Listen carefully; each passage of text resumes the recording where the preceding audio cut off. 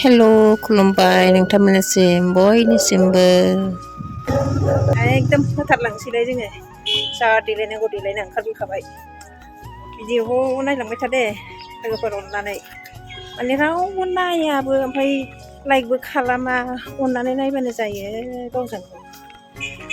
जों दा माहाय थांगोन दाहाय नुगोन दे जों माहाय थांगोन। थांग्रोबाय थानोसै, थाबायगासिनो दङ जों दा ससेयावहाय बै माखासे लोगोफोर दङ ज' थांगोन, बेयाव नेलायलायगासिनो दङ। नायलांबाय थादो लोगोफोर अननानै, दाहाय मा मा नुयो, जों बबे जायगायाव थांगोन दा नायलांबाय थादो, होनबा जों थांबाय थानोसै। बिराद मोजांखानाय लामाया लोगोफोर, गामिनि लामा, गामि गोथौआवबो माथो बरिया बरिया लामा जाबायलै, जोंजोब्बाय माथो। बबेबा बबेबा साइडआव ओमफ्राय लामाफ्रानो लाजायाना। नै मालाय गय बागाना, ओरैबायदि गय बागान दङ। सोर माहाजोननि जाखो बेबा गय बागाना मालाय नोगोर गुवारखा गय बागाना, खिन्थु माहाजोनथार खोमा, एकदम गय गोजाखा। लकेल शुटिं खालामसै जों।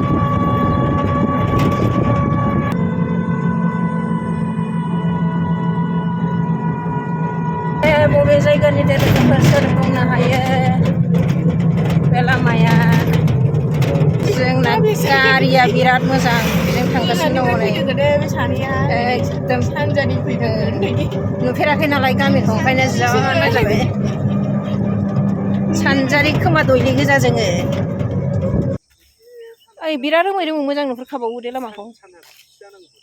औ होमबालाय बाबु एसे बेरायहैगोन ओरै बैथिं बहाबा, ओरैजाय बहाबा ससे थांनि। हो मा होनदों?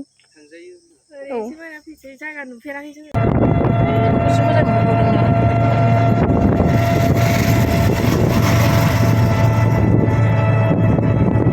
मालाया साखा खब्रैजों थाङो, जोंना साखा खबथामजों थाङोलाय लोगोफोर। उफाय गैया, मावरिया खावरिया बेखौ लानानै गिदिंबायो। मालायना थाखो थाखो बिल्डिं, थाखो थाखो गारि, जोंहा लांदां। बेसरबारि लोगोफोर, नै बेसरबारि बरियाखा। माबायदि फटक लाहैयो लाहैदो दानिया, मिथिबाय? माबायदि लायो लादो। सासे बेसर बागान नायनो थांथारबाय। मोजांबो ना, मोजांबो नांदों। मोजां नुदोंना? मोजां नुदों बरिया मोजांखा। थाबायलांगासिनो दङ नै सासे लोगोआ, थांगासिनो दंथारो। फटक लानो फैथारबाय आरोखि जों बेसर बारियाव। बेसर बारियाव आयं मा नागिरदों, गोमो गोथां दुखु। दे लादो।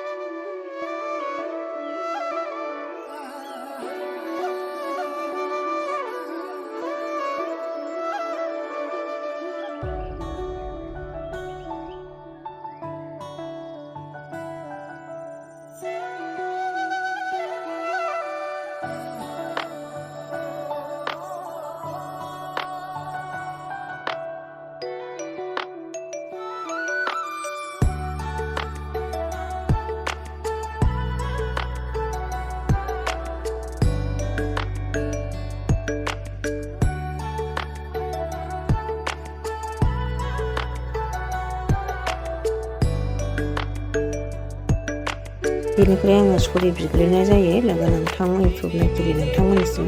माने जोङो मोनसे जायगायावसो थांनो ओंखारदोंमोन, ओमफ्राय जों माने थांनाय जायाखिसै आरो हाबायावमोन आरो दाखालि 17 थारिखआवमोन। ओमफ्राय आं दा भिडिअ'बो बानायनो मोनाखिसै नालाय दा बेसरबोरै बेरायनायखौ होदेरनाय जाबाय आरो। ओमफ्राय हाबाया नैबे बिथांनिमोन। सरि हाबा बिगोमा, जों नोंनि हाबायाव नुजाहैनो हायैनि थाखाय।